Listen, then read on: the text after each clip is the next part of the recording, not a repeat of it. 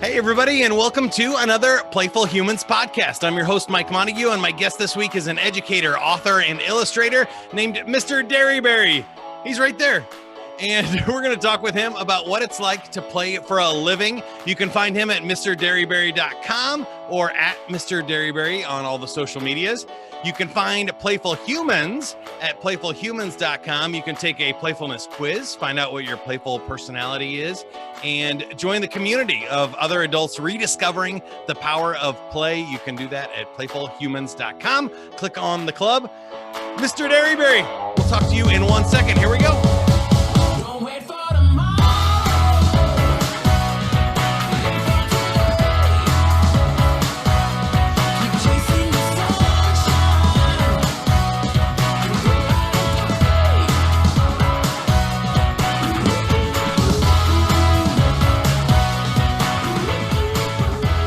That's Chasing the Sunshine by Pink Zebra, our theme song, and we like to start with the joke of the week.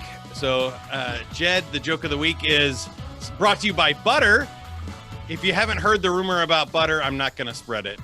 But the joke of the week is, how much does it cost to buy 50 pigs and 50 deer? 50 pigs and 50 deer. No idea. 100,000 bucks. $1,000. I see what you did there. I like it. All right. Do you have a joke for us? I do. I've been telling this one since I was a little kid. I got obsessed with knock-knock jokes around the fifth grade, and I was reading books about them. And it's a knock-knock joke. You ready? Yep. Knock-knock. Who's there? Impatient cow. Impatient cow. Moo! That was a lot tougher to pull off on Zoom, I gotta tell you. For sure. Yeah, I don't but know. Always a good one. That is just like, I don't know. When I was a kid, that used to just bring me so much joy, and I still use it as a grown-up. I'll be in a room full of like suits, and I'll tell that joke, and they look at me like I'm crazy, but I don't care. Yeah, I mean, I have 7 nieces and 2 nephews, and it's always good for them for sure. Yeah. And that's one that they can remember and try and do too, which is hysterical. It's an easy one to remember. Yeah. Now, I found your book, The Playful Classroom, and I think that's a cool idea. So obviously you're an educator and you're not a stuffy college professor. So tell me about how we got here on Playful Humans and what's your mission with The Playful Classroom? Well, we had a mutual friend that connected us, which I'm super thankful for. Glad to be here. Thanks for having me. I'm so glad you didn't call me a stuffy college professor. I mean, I'm wearing the cardigan, professors, I got the look now, but I'm wearing this really cool t-shirt underneath the cardigan. But yeah, I have been an educator for almost 20 years, and I just was not happy with the mundane things that I saw in some other classrooms and other schools. And I enjoyed the work that I did. I still enjoy the work that I do. And I knew that the more playful I could make it, the better that it was going to be for students. Now, I'll be honest with you and your listeners. At the beginning, I didn't know all the research about play. I didn't know the neuroscience of play. I just knew when I was learning, I like to be fun and I like to have fun. When I was teaching, I like to have fun. And I met my friend, Dr. Julie Jones, who's the co-author of the book. And Julie, she is the higher ed academic. She's got her PhD. She knows so much. She's just a wealth of knowledge. And when you put both of us together, the Playful Classroom was born. And because she's very much the same kind of teacher as I am. I told somebody yesterday, Julie and I are the same person. She's just a female, and I'm a male. That's the only difference. And we teach the same. We were actually introduced by a student who had both of us. I didn't know Julie because I was an adjunct. Oh, really? I didn't know her. I was an adjunct, but I taught off campus. My class at the time was a pre-service class for students who were in their second practicum experience. They were going right into student teaching after me. And one of our students that I had that also had Julie, she said, "Man, y'all need to meet. Y'all are the same person." And I just walked into her office one day. I said, "Hey, are you Julie?" She said, "Yeah." "Are you Jed?" She said, "Sit down. I'm busy." I said, "What are you doing?" She was like, "Making my grocery list." And she had like 4 columns.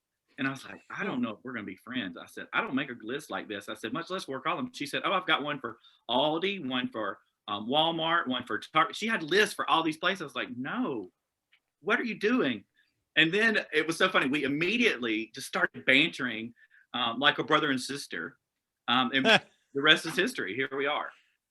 That's so awesome. Well, you mentioned her credentials, but I didn't mention yours, so that you don't have to brag about yourself. We should also say that you were GQ Magazine Male of the Year and got to meet President Obama for stuff in math and science, excellence in math and science. I mean, that's some incredible stuff too.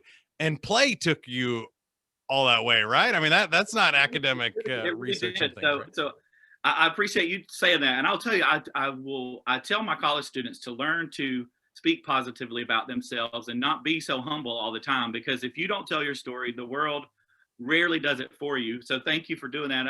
That was a crazy year. I was GQ Male Leader of the Year. I met President Obama for the Presidential Award in Math and Science. I was a finalist for South Carolina Teacher of the Year. All of that happened in one school year. So it was a crazy year.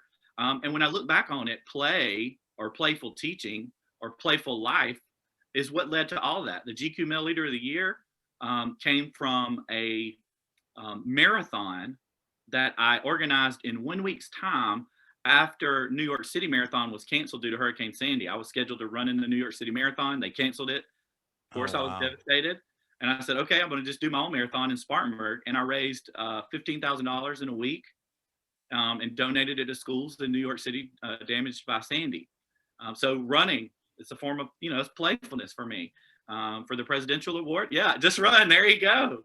I've done 7 full marathons, so that was very much a part of my playful life outside of school. But I brought it into school. I was part of the Girls on the Run Club there. I just loved what running did for me, physically, but mentally as well. The Presidential Award, I had a good write-up, but I'm convinced that it was because my video that I had to submit was kids playing with Lego robotics, and right smack in the middle, this is the best thing. So I had to do a 45-minute video, and right in the middle of the video, this bullfrog jumps out of the pond right beside our classroom. We had like one of those makeshift, decorative ponds, whatever, landscape ponds. And we knew that there was a frog living in there, but we had no idea how big he was. I'm not lying, that thing was that big. And right in the middle of the video, he jumps out of the pond, makes huge noise. So all the kids go run into the window. And, my lesson was shot at that point. And I was like, oh my gosh, this is what I'm videoing for this. And right in the middle, we stopped and we sang a song about frogs, and we reviewed what we knew about amphibians. And I took about 10, 15 minutes to talk about it. And then we went back to our Legos. Every judge commented on how much they loved that moment. And it was not planned. I mean, hello, you can't plan the bullfrog jumping out, especially that big, and if he was that big in my mind, second grader probably thought he was this big, Oh, for sure. And then the state finalist award, one of the things they highlighted about me was I had a piano in my classroom, and we sang and danced and wrote our own music and songs to learn with. So I appreciate you bringing that up, just so I could, gives a little validation to my playful history as an educator. Yeah, I think that's so awesome. And that's what I want to dive into it with you today. But before we go, in the time machine and wind it back, I want to ask you about adults, because my mission here is I think there is a ton of stuff in the work that you're doing for kids, especially like elementary school and younger, of like, oh, they need to get out and play. They need to run and exercise. They need to be creative and not draw inside the lines and all of this stuff. And I think, well, who doesn't? Yeah. Right. So can you tell me a little bit about that, like neuroscience, and if you think it applies to adults and it absolutely applies to adults. If you read the subtitle of our book, The Power of Play for All Ages, notice that all is capitalized. We wanted to put some emphasis there. I don't care if you're 4, 40, 99, there's a reason. Play works. It is meaning. You can make it meaningful, relevant, and fun. The neuroscience of it all is amazing to me, because you have all your synapses, if you will, your dendrites that are in there. Okay, think of the palm of your hand. Julie taught me this. I didn't get credit for this. Julie taught me this. This is a brain cell, right? And all of these are the dendrites that are going off the brain cell. And every time you have a playful moment, the dendrites fire and make connections. I'm gonna help you make a connection right now that you'll never forget. Okay. So pretend these are brain cells. Hold your hands up, and I want you to think about a cow. Okay. And as you think about a cow, your dendrites start firing in your brain. Okay. Those dendrites are firing. Now I want you to picture the cow doing something. Okay. Yeah. You picture it. You're laughing. What's he doing? Yeah. What's he doing? What are they doing? Interrupting. Moo. Moo. That was perfect. Hey, we got a cow theme going here. I love it. Okay. So now what does the cow say? What does the cow say? Moo. Yeah. Come on. Get into it now. Moo. Moo. Come on. Louder. Louder. Moo. Okay. You put your hands out. So what just happened there is we had a playful learning experience with your fingers wiggling and we connected moo to it. The next time you see some cheerleader go, yay, spirit fingers, you're not going to think spirit. You're going to think move. Because what I did is through play, I made the dendrites and the neurons in your brain fire and make a new, meaningful, relevant connection. You're going to be driving down the road and some little lady's going to be getting her mail and she's going to wave at you like this and you're going to want to moo at her. You will be in the shower 3 weeks from now, and you'll be washing your hair, and your fingers might be going like this, and you're going to think, "Move." That's what play does. It makes the learning stick. If you ask people what they remember from school, they don't remember PowerPoints. They remember how dead they felt inside maybe while they were watching it, but they remember the moments where the teachers went into that playful world to let them cultivate and experience the learning in a way that felt enjoyable instead of this sit and get world that we often live in. And I think the Playful Classroom is applicable to the boardroom, to the local diner, to the small business, anywhere you can infuse play. And a lot of people think of play as of just a behavior where you go outside and do something, or where you make art or a sport. But in the book, we talk about it's not just a behavior, but it's also a mindset. That the way you approach things, just the way that you turned on your podcast here, fun, exciting music, a joke of the day. Those are just minute little things, but they set the tone for the whole experience. And that's what the playful mindset part is about. And I hope that more people will catch on to this, especially right now, post-pandemic, or wherever we are right now. I don't know if we're we're still in it, but I don't know what we call this period, but coming out of the pandemic, we are going to need play and playful mindsets to nurture our souls and our minds back to where we hope we would have been had the pandemic never existed. Yeah, and I hope it does too. I have a feeling there's going to be a creative boom coming out of this because especially just, movies and TV shows were shut down. And so there's a large backup of people with nothing to do. I'm sure there were people out writing some really cool creative things or trying new things during the pandemic, which is really cool. I'm looking forward to that in the next year. But I wanted to second what you said. I've seen some research that says it can take up to 1,000 repetitions to learn something if you're just going with rote memorization or an action at work, but down to 40 times if you're playing. If you're playing a sport and you're playing a game, your leg learns how to kick the ball right in 40 tries rather than 1,000 if you're actually in the moment and engaged and paying attention. There's a reason that sports teams have practice. You could sit and watch film all day, every day, and you wouldn't get it. But if you go out for a season of practice, that muscle memory starts to kick in, the mental memory starts to kick in. It's because we need that. And I know that educators know this. I know that educators that I've worked with know this. But unfortunately, sometimes their hands are tied due to state testing. They feel pressured. But here's the thing I want to tell every educator out there. If you teach with a playful mindset, your test scores are going to go up just automatically. Sometimes people say, oh, play isn't rigorous. Play is rigor. Think about all the things that you learned as a kid through play. Think about how your brain has to work when you're in the middle of a playful experience. And sometimes the cool thing is your brain works and you don't even know it's working because you're lost in Mihai Csikszentmihalyi, the researcher. He says you're lost in the flow. And so your brain is doing things and you don't even know it. The other cool thing that I'd add in there is so much of it is, of this world is just confidence and belief. And so if you're confident through the play and you're having fun and you're engaged, you're not afraid of failing the test.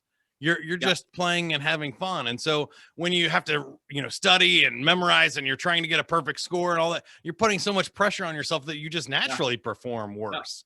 You're exactly right. That test anxiety is a real thing. And I think if we cultivate these playful mindsets with our students, it will ease the anxiety. Approach the test as a game rather than something scary. I just, there's so many benefits of bringing play, and not just the brain benefits, but the social benefits. In a world where we need empathy and understanding more than ever, it's hard to hate someone that you play with, that you create art with, that you are on a sports team with, that you play tag with at recess. And take that into the grown-up world.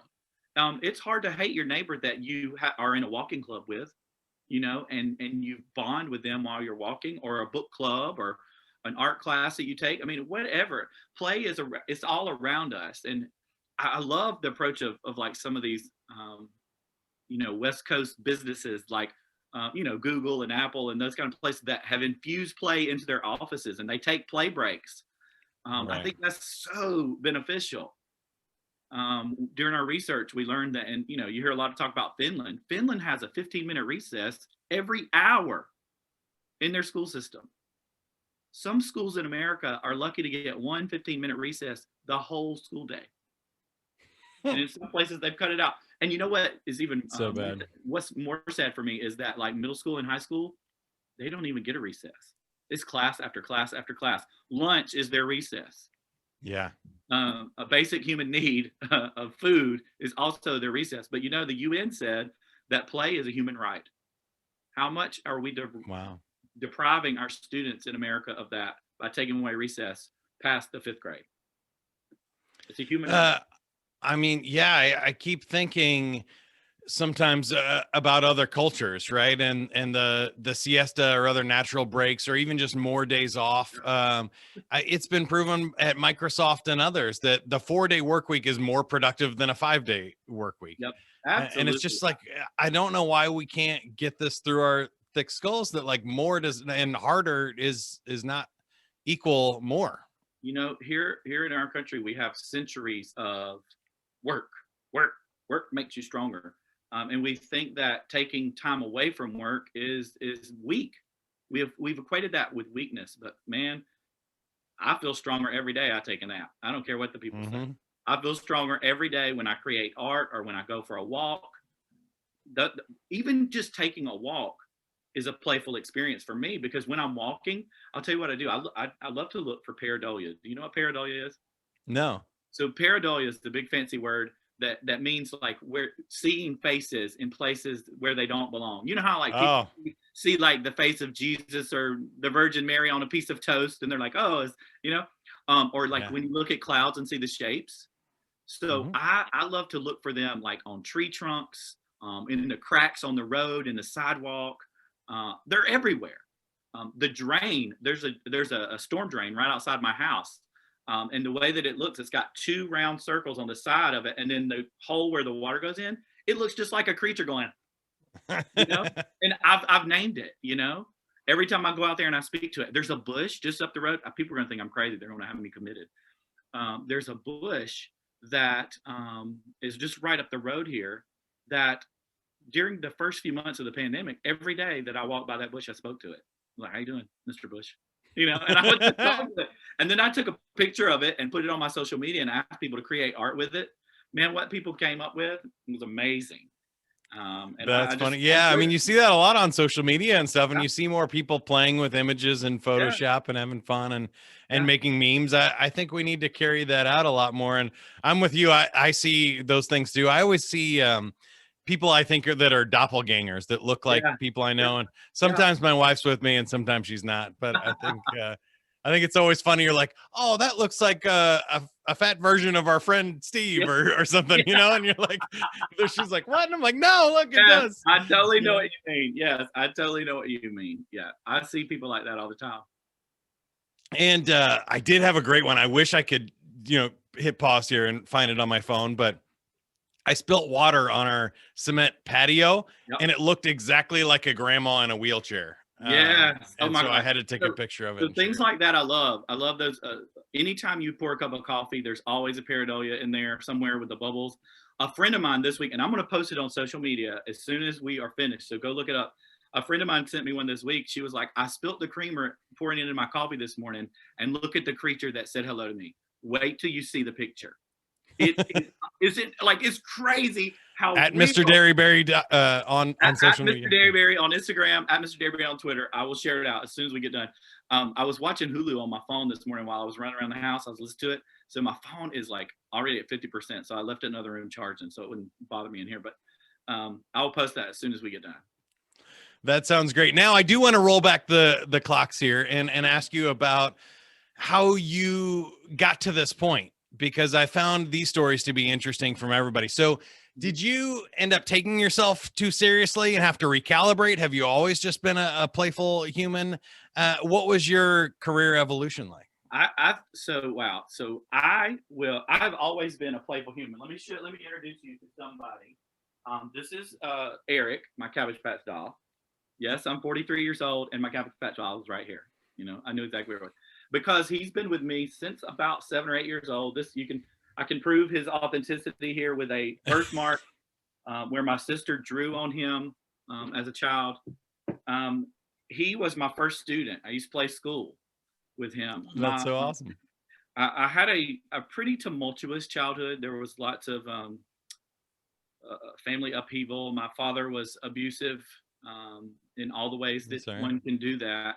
And I think playfulness was an outlet for me. I love to play outside. I don't do it as much anymore, but when I was little, I loved to take things apart.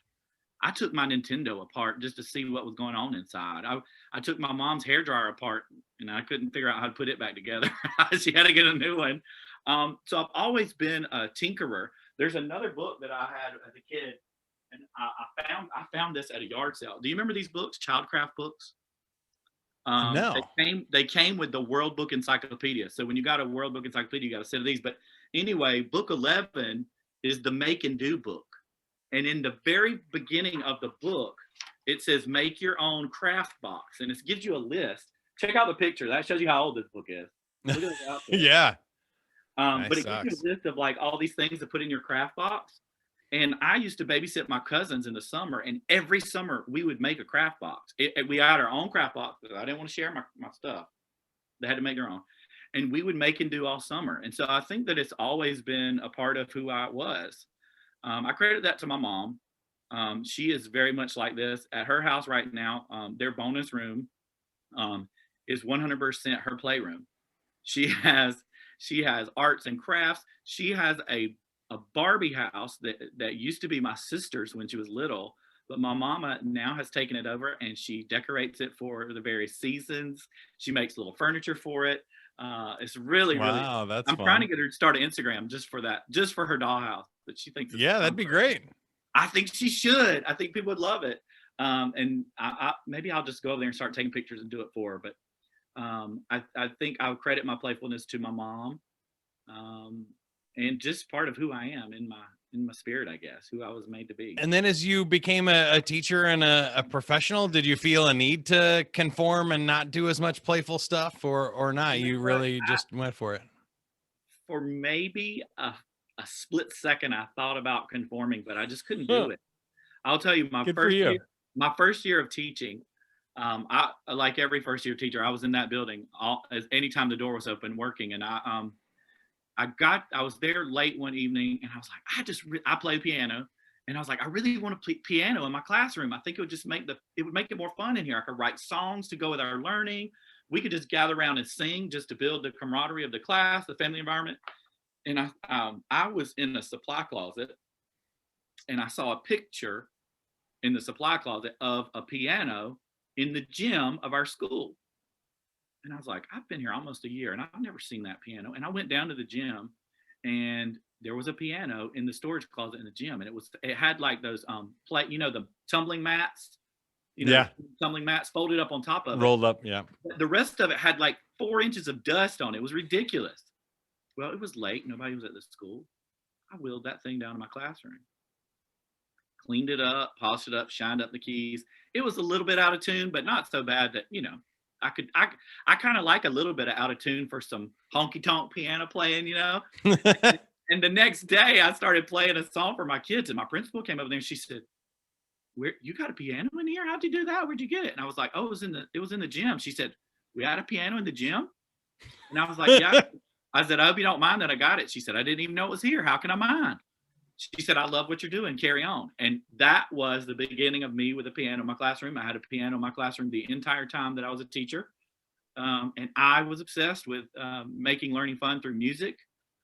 Then when I went to another school, it was called an arts and basic curriculum school, basic public school, but we had an emphasis on the arts.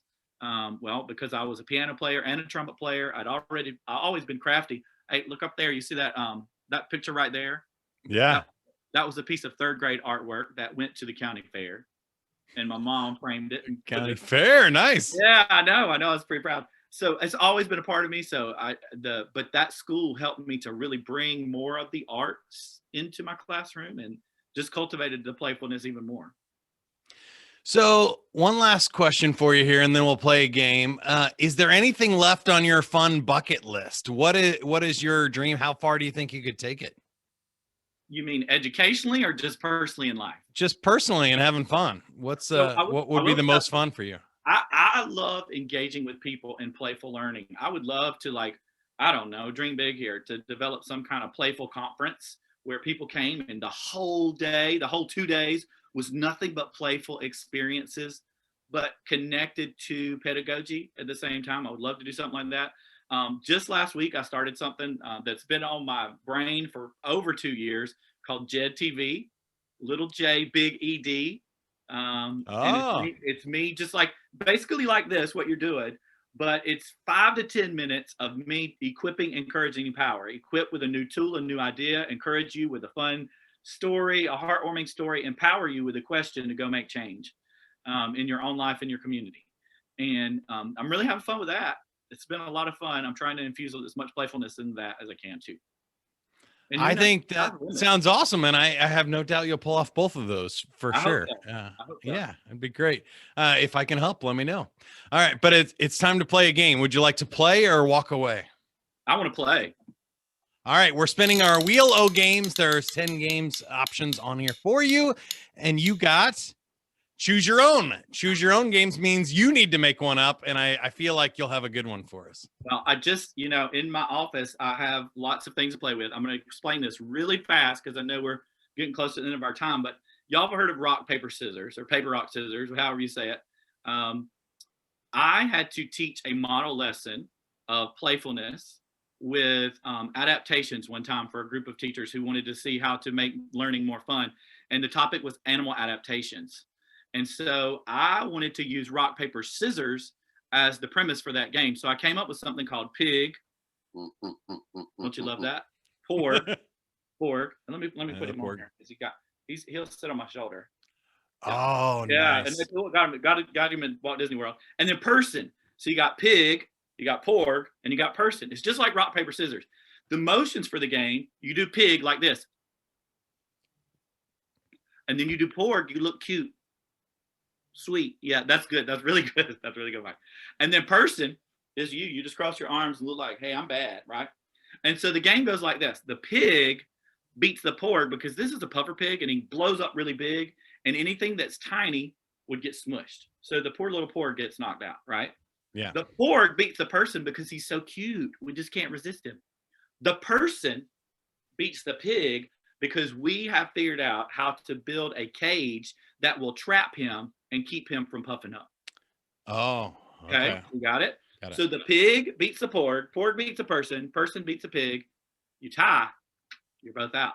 And what I loved about this was it was perfect for animal adaptations unit because it showed you how animals and their characteristics could protect them. And it put us in the animal category too, right? Yeah. And at the end, sometimes neither of you made it, even though you adapted well, because that was the circle of life. Right? So it was just perfect for this lesson, and we had a blast. And the way you play it is I would chant pig, pork, person 3 times. You'd stand back to back, pig, pork, person, pig, pork, person, pig, pork, person, like build the suspense. 1, 2, 3, and then everybody would jump and face each other with their motion. So I'm going to say pig, pork, person 3 times, and then I'll say 1, 2, 3, and then you make your face either a pig, pork, or person. Now I'm going to jump off the screen. I was going to say turn around so you're not cheating. Okay. We're going to do it. Okay, we're doing it. Okay, pig, pork, person 3 times, then 1, 2, 3, you turn around. Ready? Pig, pork, person, pig, pork, person, pig, pork, person. 1, 2, 3. Oh, I got you on the first one. All right, you got me. Yeah, you were the pig. So first try. Nice. You squished me. And I'll tell you, this is what's fun about that game is you can play it in a room with about 200 people, okay? And in 5 minutes, you'll have a winner. It goes so fast. It goes. I love that. Yeah, even a coin flipping that cuts them in half goes really fast. I've seen, put your hands on your head or your tail. Oh yeah. And flip a coin, and you can get down to one person in about 8-10 moves. It's really fun. I love it to do. But I also wanted to show that Chewbacca beats Porg, and Chewbacca beats all of them. The poor little Porg just has no hope, does he? I shouldn't have been Porg.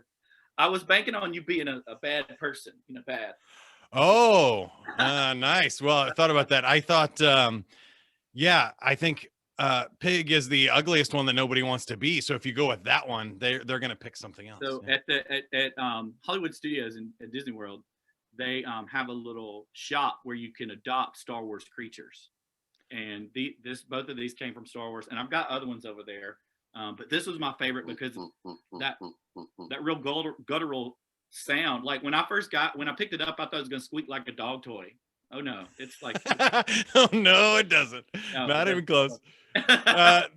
That's so awesome. Thank you for sharing it, and thank you for taking some time here. So I think with that game, you definitely, even though I won, you won a chance to talk about whatever you have going on. How can we best support you, and any asks or gives for the audience? Well, I would love for you to purchase the book, The Playful Classroom. There's a link on my website where you can order straight from me or a local indie bookstore. You can get it from Amazon. If you order from me, you get some stickers and an autographed copy. So love to do that. I would love for you to connect with me on social media. I love to see who is out there, who watches and connects with what I'm putting out in the world. And tell all your friends about me. That's how you have to do in this world, is tell your friends, hey, I heard about this guy. His name's Mr. Dearybury. Dairy like a cow, berry like a fruit. And tell your school administrators about me. I would love to come and do some work. Schools are booking me quickly for the fall because I think they're hungry to get some in-person learning.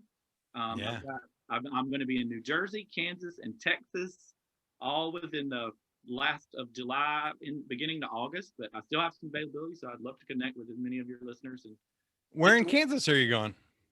It is Garden City, Kansas. All right, that's not too bad. That's about 30 minutes from me. Maybe we can. Oh, really? We need to meet up. Okay. Yeah. That'd be great. I will be there 2 nights because it's hard to get a flight in and out. Garden City, but I will be there. We will do it. Thanks for being on the show. Again, that's Jed. It's MrDearybury.com or at Mr. Dearybury on Instagram, Twitter, and all the good social media stuff. Check out the book. Check out what he has going on. And thank you for watching or listening to the podcast. So you can hit subscribe right now. Give us the like and the thumbs up and the share for this episode as well. And check out playfulhumans.com. We have a community where we're collecting other cool adults like Jed here and others that we've talked to into a playful community where we can help each other rediscover and remember the power of play. Don't wait for tomorrow. Live for today. Keep on chasing the sunshine and go out and play. Go play, everybody.